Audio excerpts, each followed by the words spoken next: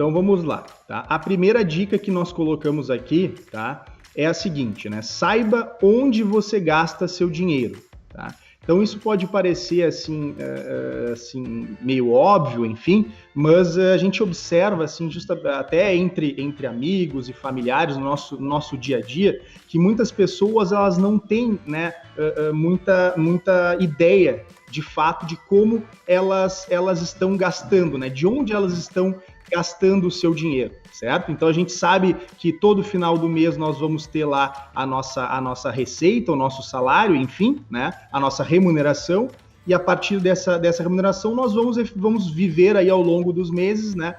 Pagando todas as nossas contas, enfim, consumindo e tudo mais, mas acaba que muitas vezes a gente perde um pouco esse controle. Na verdade, a gente nem tem, de fato, o controle mesmo de como nós estamos gastando o nosso dinheiro. Então, a primeira grande dica aqui, o primeiro passo, né, para um bom orçamento, né, para conseguir organizar o nosso orçamento doméstico, é conseguir, então, fazer um mapeamento, né, de todos esses gastos, tá? E uma alternativa que a gente traz aqui, que é bem simples, então não requer aí planilhas complexas, não requer softwares e aplicativos também complicados, nem nada, é o seguinte, olha, vamos então, a partir de agora, começar a tomar nota, aí anotando, né, todos esses gastos. Pode ser aqui, a gente trouxe como exemplo um pequeno formulário, onde a gente tem aqui uma coluna com a data, outra coluna com a categoria, o pagamento que foi feito, alguma informação e o valor, né? Então a ideia é o quê? Fazer um mapeamento desses gastos e de certa forma, fazer uma classificação desses gastos. Então eu vou verificar tudo que eu estou gastando ao longo do mês, eu vou classificar. Ó, eu gasto tanto com o supermercado, eu gasto tanto com transporte público, eu gasto tanto em combustível, né? Eu gasto tanto em lazer. Então, fazer toda uma segregação, né, e classificar esses gastos. Isso vai ser uma ferramenta muito poderosa para que nós consigamos aí montar um orçamento e que seja equilibrado e caiba, né, dentro da nossa receita, né, da nossa remuneração. Vamos para a segunda, Thiago. Perfeito. Então, nós aqui trouxemos um outro ponto, tá? Que até, de certa forma, daria para fazer até um gancho em relação a esse exemplo prático que a Magda trouxe, né? Que é o item 2 aqui, né? A dica número 2, tá? O que nós trouxemos aqui, né? Que é importante que nós tenhamos consciência da diferença entre desejo, tá? E necessidade, tá? O que ocorre, tá? E que é muito comum, tá? Em um mundo, né, cada vez mais voltado aí para o consumo, tá? Uma das principais estratégias, né, que as empresas, no momento em que desenvolvem produtos ou que prestam aí determinados serviços, é a capacidade que essas empresas têm, que a área de marketing dessas empresas tem, né, de transformar, né, de tornar aqueles produtos ou serviços, né, uma necessidade. Quando, na verdade, nós deveríamos encarar esses produtos e serviços como apenas desejos, tá? Então, é muito importante que nós tenhamos façamos essa distinção para não cairmos aí em algumas armadilhas de consumo, certo? Então, necessidade é algo indispensável para a nossa vida, então, algo para a nossa sobrevivência mesmo, né? A alimentação, por exemplo, né? Desejo é o que nós queremos ter, algo que pode ser dispensável, ou pelo menos adiado por algum período, até para que nós consigamos aí nos programar melhor para conseguir atingir aquele nosso desejo, né? Mas que nós podemos viver sem. Tá? Então aqui, mais uma vez, é algo muito simples, mas que a gente consegue ver muito isso ao longo do dia a dia, do nosso convívio com familiares, com amigos, enfim. Então, o smartphone A, B, C, D. O smartphone, ele tem o A, B, o C e o D, eles vão cumprir a mesma função, o mesmo papel, mas o A, ele custa 10 vezes mais do que o... Mas eu quero ter o A, né? Eu quero ter aquele que é o mais caro, justamente por essa estratégia, digamos assim, de marketing das empresas, certo? Então, agora, pessoal, passando já para o nosso terceiro, né? A nossa terceira dica, tá? e não menos importante, né? Então, seus gastos, né, eles devem estar adequados à sua receita líquida, tá? E não o contrário. Bom, aqui, mais uma vez, né, é realmente muito importante essa dica, tá? E é algo que a gente verifica, de novo, dentro do nosso ciclo de amizades, muito dentro da nossa família, seguidamente as pessoas elas acabam deslizando em relação a esse ponto, tá? Então, um dos grandes desafios que nós temos para conseguir, né, adequar o nosso orçamento doméstico, né, então é atentar para o fato de que a receita líquida mensal que nós temos, a nossa remuneração, o nosso salário, ele é algo, digamos, previsível dentro de um ano, né? Vamos imaginar, dentro de um ano, a gente tem lá o nosso salário todo mês direitinho, né? E na maioria das vezes, essa remuneração ela é fixa, certo? Perfeito, tá? Por outro lado, como a Magda até já colocou, tá? Os gastos mensais, né, a gente pode atingir, né, volumes aí de gastos, né, muito superiores à nossa receita, tá? Principalmente aí num mundo, aí num mercado, né, onde o acesso ao crédito ele é cada vez mais facilitado, né? A gente acompanha aí o surgimento dessas fintechs, esses bancos digitais, enfim. Então tem uma série de ferramentas aí novas que nos aumentam esse acesso ao crédito. E quando nós acabamos, né, desequilibrando essa balança, essa relação, esse fluxo de caixa entre as nossas receitas, né, a nossa remuneração líquida e os nossos gastos, isso acaba aí gerando o que a gente chama de uma situação de insolvência, ou seja, a gente acaba, né, tendo uma superação das nossas receitas pelos nossos gastos, pelas nossas despesas, né? Então aqui a gente coloca, né, que é muito importante nós termos sempre em mente, né, a busca, né, dessa adequação, né, dos gastos mensais à nossa receita líquida, certo? Se a gente torna isso uma prática, se a gente torna essa prática, né, uma rotina nas nossas vidas, podem ter certeza, né, que a vida de vocês ela vai ser mais leve, ela vai ser mais tranquila, porque às vezes a gente tem a tendência de achar, pô, vou ficar aqui me controlando, né, eu preciso cuidar do que eu gasto, enfim. Olha, mas tenha certeza que se a gente conseguir, né, ter o mínimo de controle para que as nossas despesas não superem as nossas receitas, tá? A nossa vida ela vai ser muito mais tranquila. E Magda, e até só para reforçar rapidamente essa questão, porque realmente assim, ó, pessoal, eu já tive experiência assim com isso, tá? As pessoas elas parece simples, mas elas não conseguem às vezes perceber que os gastos devem estar adequados à receita e não o contrário. Isso acontece muitas vezes. Tu vai gastando, aí no final das contas tu percebe, putz, esse mês não deu para, eu não consegui pagar todas as minhas despesas, eu não consegui pagar isso ou aquilo porque minha receita não foi suficiente. Não, isso não pode. A gente tem que sempre partir. Eu tenho isso de receita, então com base nessa minha receita eu tenho que adequar os meus gastos, perfeito? Tá. A quarta dica aqui que nós trazemos, tá? É uma dica em relação a ter objetivos claros, né? Então, o que nós colocamos aqui, tá? A gente até coloca assim, em muitos momentos, né, na nossa vida, até em virtude aí das correrias diárias, enfim, né, normal, né, esse mundo cada vez mais rápido, né, a gente acaba esquecendo de definir algumas metas, né, ou seja, objetivos, né, e acabamos vivendo aí numa espécie de piloto automático, né, sem um propósito claro, né, sobre onde nós queremos chegar, sobre quais os objetivos que nós queremos atingir, enfim. E então, esse sentimento ele pode ser de obstáculo aí na alcance de um orçamento doméstico equilibrado, tá? Por isso, a gente coloca aqui, né, essa mensagem de que é preciso que a gente trace, né, objetivos bem claros, né? Aqui a gente trouxe alguns exemplos, como assim, eu quero fazer uma viagem para o exterior, né? Eu quero comprar um automóvel, eu quero daqui a pouco pagar aí uma universidade ou uma pós-graduação, enfim, tá? Então define, né? Tenta definir esses grandes objetivos, tá?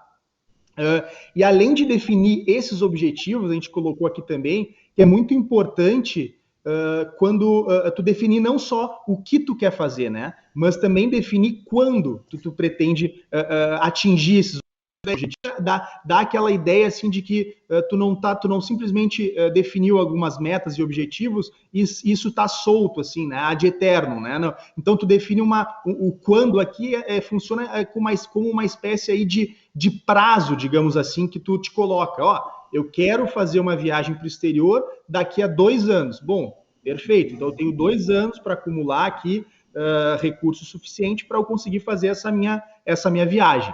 Perfeito? Então, essa seria aí a quarta dica que nós trouxemos aqui. Então, aqui a quinta dica, né, que nós trazemos, na verdade, é até aí um questionamento, né, uma reflexão, digamos assim, né? O orçamento, né, ele é da família ou ele é apenas ali do indivíduo, né? Nesse ponto aqui, nós estamos, como a gente está tratando aqui de orçamento doméstico, enfim, a gente está então imaginando, né, como vai funcionar essa dinâmica aí de reorganização orçamentária dentro da família, certo?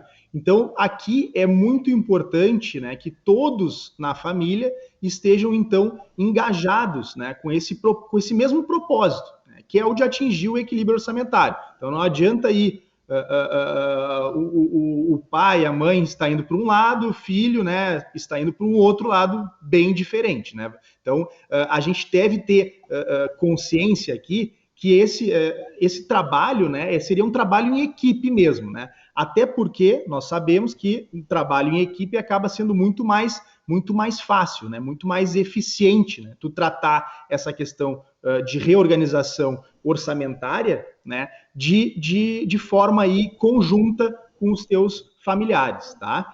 E aqui também a gente coloca um ponto que é bem importante também.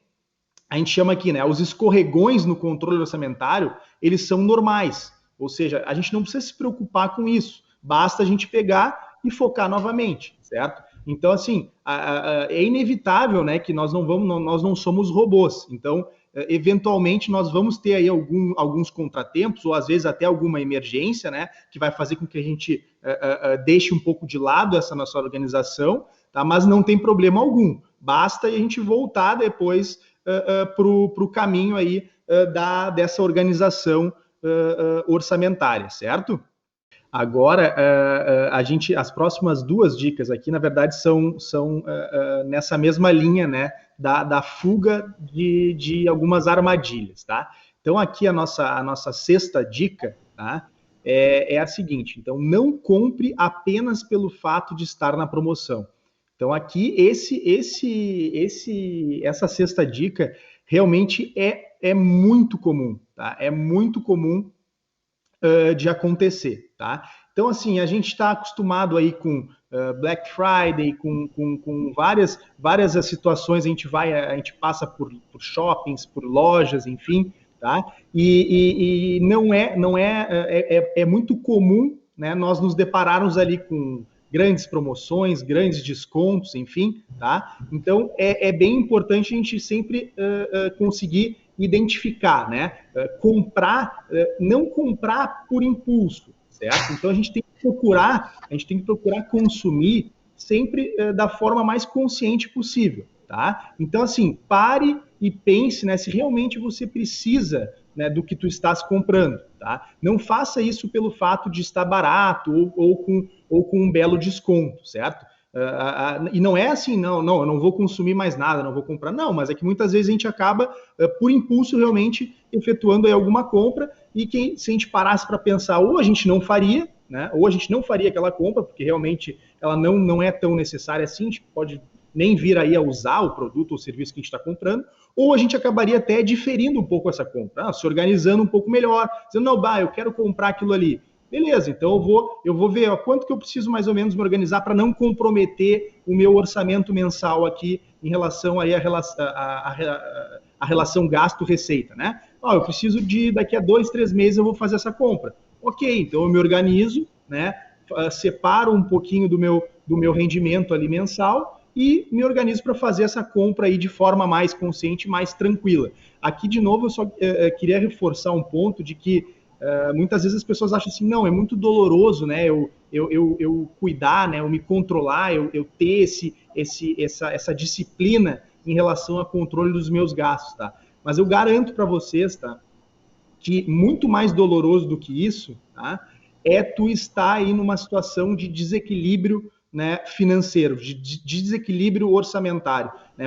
É realmente muito mais doloroso do que a gente ter essas medidas aqui para conseguirmos aí atingir essa situação de equilíbrio, essa tranquilidade na relação existente entre as nossas receitas e as nossas despesas, os nossos gastos aí mensais. A sétima dica que nós trazemos aqui, tá? Ainda nessa linha de fuga, né, das armadilhas, tá? É uma dica assim realmente também muito importante, tá? Tome cuidado com os parcelamentos no cartão de crédito, tá? Então aqui a gente acabou dando um destaque até maior nesse sentido, tá? E dividindo, digamos assim, essa análise da questão do cartão de crédito em dois grandes pontos, tá? A gente precisa tomar cuidado, tá? Em primeiro lugar, tá? Com a quantidade de parcelamentos no nosso cartão de crédito, certo? O segundo ponto importante aqui é em relação, por exemplo, àquela questão lá do pagamento, né, do valor mínimo da fatura. Então, a gente sabe aqui que toda vez que nós recebemos a nossa fatura mensal do cartão de crédito, a gente tem lá o valor total da fatura, ou seja, digamos, gastei R$1.000, a fatura do meu cartão fechou em R$1.000, tá? Mas a gente tem a ciência de que essa mesma fatura vai apresentar um valorzinho menor, que eles chamam lá de o valor mínimo a pagar, né? Que se a minha fatura deu completa R$1.000, pode ser que ela esteja lá em R$300. Ou seja, o banco, né, a instituição financeira, ela te permite pagar só esse valor mínimo, tá? Então, assim, em relação ao primeiro ponto, né, a questão dos parcelamentos, a gente tem a tendência de achar assim, não, eu vou parcelar em 10 vezes, né? Eu vou fazer uma compra. A compra à vista vai ser um valor e parcelado vai ser esse mesmo valor, né? Eu vou pagar uma compra parcelada sem juros. Nossa, sensacional, vou fazer isso. Ok, aí eu fiz um primeiro parcelamento em 10 vezes. O que quer dizer isso? Que nos próximos 10 meses, as minhas próximas faturas elas vão vir apresentando aquela parcelinha, né? No momento em que eu começo ao longo de um ano, vamos imaginar, a fazer muitas compras parceladas, essas pequenas parcelinhas, elas vão se acumulando e elas vão se encontrando, digamos assim, ao longo dos meses, principalmente quando eu faço parcelamentos grandes, né? Por isso, às vezes, a gente tem até uma dica aqui, né? Procure, né, se parcelar, não parcelem tantas vezes, porque acaba dando aquela situação, assim, aquela ilusão, digamos assim, não, parcelei em parcelinhas pequenininhas, mas olha, pode ter certeza que ao longo do tempo essas parcelas elas vão se encontrando e podem vir a comprometer, né, de forma significativa aí a renda mensal de todos nós. Então a gente tem que ter muito cuidado em relação a esses parcelamentos, tá?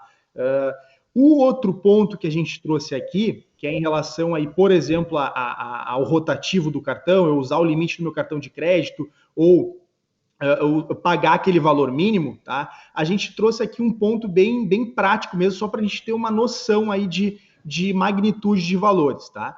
O cartão de crédito, quando eu pago o mínimo da minha fatura ou atraso o pagamento do meu cartão, da minha fatura do cartão de crédito, tá? A gente trouxe aqui que, se a gente pegar um acumulado dos últimos 12 meses, tá? Tomando como referência aqui março de 2021, tá? A taxa de juros cobrada pelo atraso, por exemplo, né, no cartão de crédito, ela fechou no percentual de 306,2% ao ano, tá? Isso significa dizer que, em termos mensais, fica um pouco mais fácil da gente enxergar, a gente está tratando aqui de remuneração mensal, gastos mensais, a taxa de juros do cartão de crédito, tá? Ela estava em março de 2021 em 12,39% ao mês. Tá?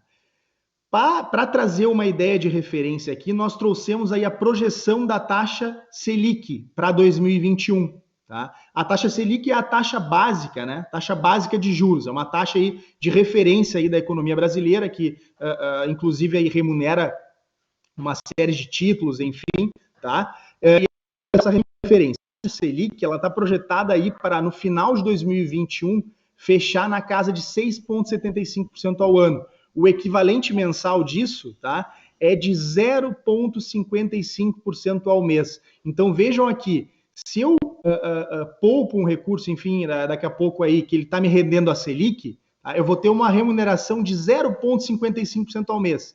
Contra se eu tiver uma dívida no meu cartão de crédito, essa dívida vai ser cobrada de mim a 12,39% ao mês. Olha então a diferença, a discrepância entre a taxa de juros do cartão, né, e a taxa de juros aí dessa projeção aqui da Selic. Então é algo realmente abismal, né? E que comprometendo muito, de maneira muito significativa, o nosso orçamento de vida. E aí, quando tu entra nessa situação, obviamente acaba sendo um pouco mais doloroso e difícil tu conseguir equalizar, então, essa conta, né? Entramos aí na 8ª dica, tá? Que é a dica relacionada, então, à renegociação de dívidas, né? Então, tem, né, correlação com o item anterior. Digamos que eu me atrapalhei nas minhas finanças, enfim, por uma série de fatores, né? E acabei me endividando, certo? Perfeito, tá? Qual é a dica que nós colocamos aqui, tá? Sobre 2 enfoques, né? O primeiro, é possível que a gente renegocie as nossas dívidas, tá? Com o objetivo de conseguir aí uma redução significativa aí dos juros que são cobrados, que na grande maioria das vezes, quando nós vamos aí analisar as taxas de juros cobradas por bancos, instituições financeiras de empréstimo, enfim, são juros exorbitantes, como nós vimos aí nos slides anteriores, tá? Só que aqui, em relação à renegociação de dívidas, tem esse primeiro ponto que a gente traz, que é renegociar para buscar taxas de juros mais interessantes. Isso é um ponto muito importante, tá? Mas outro ponto que às vezes acho que não é muito observado pelas pessoas, né, é que é possível a gente fazer, né, daqui a pouco, um único empréstimo, tá, a uma taxa de juros menor, né, para pagar diferentes dívidas. Então, imaginamos aí que nós estejamos passando por dificuldades e aí nós estejamos aí endividados no cartão de crédito, utilizando aí o limite do cheque especial, parcelamentos em lojas, enfim. Então, nós estamos com uma série de dívidas em diferentes instituições, né, e locais, tá? Essa prática de daqui a pouco buscar um financiamento aí, um empréstimo único, né? Ela acaba sendo vantajoso, não só sob o ponto de vista financeiro, tá? Mas também acaba nos permitindo uma ótima reorganização e simplificação das dívidas. Então, assim, pessoal, agora entrando na nossa nona dica, tá? Adote, então, um método simples de controle. Então, tudo que nós estamos falando desde o início, né?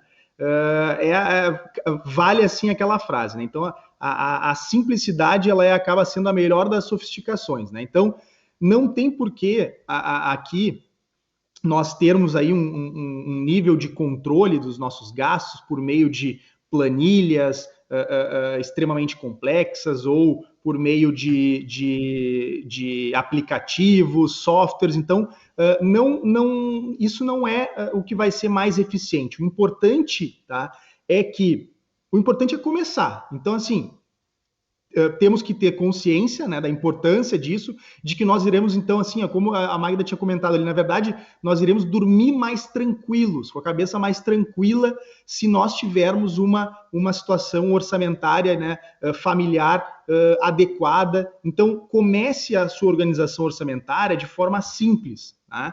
Então, um formulário para preenchimento das despesas, dos gastos, né, com algum critério de classificação, como nós já mencionamos aqui, gastos, enfim, para a gente conseguir enxergar para onde está indo o nosso dinheiro, tá? Esse critério de classificação ele pode ser muito eficiente, né? Então, basta ter um papel, né, e uma caneta, tá? ou um lápis, tá? Aqui até nós trouxemos aqui uma planilha, né, Magda, de orçamento familiar ali, disponibilizada no site da BRF Providência, né, antes até de falar um pouquinho, a Magda depois fala um pouquinho mais dela, mas também, além de fazer, só para complementar essa questão, existem também hoje em dia, a gente sabe, com o advento aí da tecnologia, digitalização, uma série de aplicativos, tá, que são muito simples, que tu pode baixar esses aplicativos no próprio smartphone, né, ou no computador, e fazer aí uma gestão orçamentária muito, muito eficiente de forma simples. Esse exemplo de aplicativo que nós trouxemos aqui, tá, que é o Guia Bolso, tá, ele é um exemplo bem legal, tá, só para vocês saberem, porque é o seguinte, vamos supor, eu baixo, né, eu faço o download desse aplicativo pelo meu smartphone, tá, e no momento em que eu cadastro ali as minhas informações, esse aplicativo ele acaba tendo acesso, tá, à minha conta no banco, enfim, ao meu histórico do cartão de crédito, tá? E esse acesso é um acesso seguro, um acesso só para fins de leitura, né? E aí ele faz aí uma classificação das minhas despesas, dos meus gastos, de maneira bem automatizada. Então, isso é um exemplo. Mas, de novo, aqui, a simplicidade aqui, ela é a melhor das sofisticações. O que importa aqui não é o quão sofisticada é a tua planilha ou o teu aplicativo. O que importa aqui é tu mapear os teus gastos e esses gastos não superarem as tuas receitas. Esse é a principal dica mesmo de tudo que nós estamos fazendo e falando aqui para vocês, tá, pessoal? Nós chegamos aí na dica número 10, na 10ª dica, tá? O que nós estamos colocando aqui, né? Objetivos, né, de médio e longo prazo. Sobre esse ponto aqui, o que é importante, né? Os objetivos que nós temos, né, as metas que nós temos, nós precisamos classificar esses objetivos, essas metas, né, como de curto, de médio ou longo prazo, né? A depender, então, do momento no qual a gente espera realizar, né?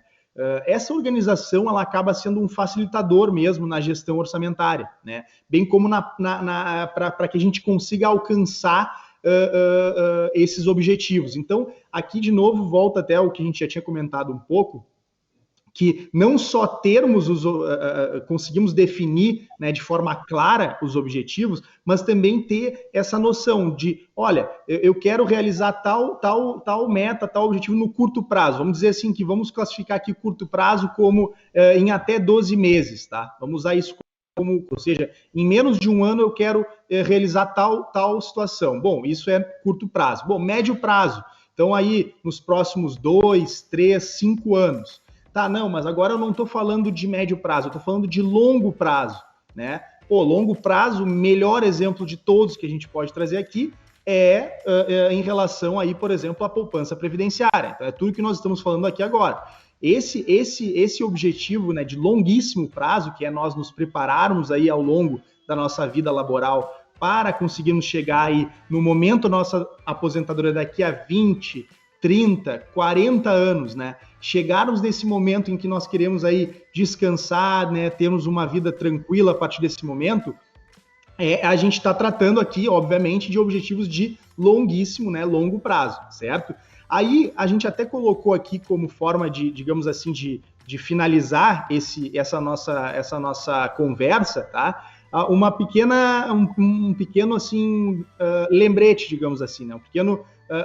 Uma frase aqui que é o seguinte, né? A sua aposentadoria, tá, ela pode parecer algo distante, né? Mas quanto mais cedo você se organizar para ela, menor será o esforço, né? O tempo ele vai ser o seu aliado, certo? Então aqui a gente finaliza assim essa nossa apresentação deixando essa mensagem, tá? Muitas vezes a gente tem a ideia, né, de que nós temos aí 30, 35, 40 anos pela frente até a aposentadoria. Para que eu vou me preocupar com isso agora? Para que eu vou separar uma parte do meu recurso para isso agora? Não pense dessa forma. Pense, então, na verdade, que quanto mais cedo tu começar a se preocupar com isso, melhor vai ser, menos esforço tu vai ter. E a gente sabe aí que, ao longo dos anos, né, atribuições que são realizadas pelo plano de previdência, tanto pelos participantes quanto pela empresa patrocinadora, né, os rendimentos que vão ser auferidos aí ao longo dos anos, né, quanto maior esse horizonte temporal, mais os juros, né, vão trabalhar aqui ao nosso favor. Então aqui é bem o contrário do que a gente estava falando ali sobre endividamento em cartão de crédito. Naquela situação, o juro ele está trabalhando contra ti. Tá? Aqui, quando nós estamos falando em planejamento previdenciário, em educação financeira e previdenciária, com uma antecedência, né, fazendo isso quanto mais cedo possível, os juros eles vão trabalhar ao nosso favor, certo? Então, assim, queria terminar essa nossa conversa deixando isso muito claro aí para todo mundo, né?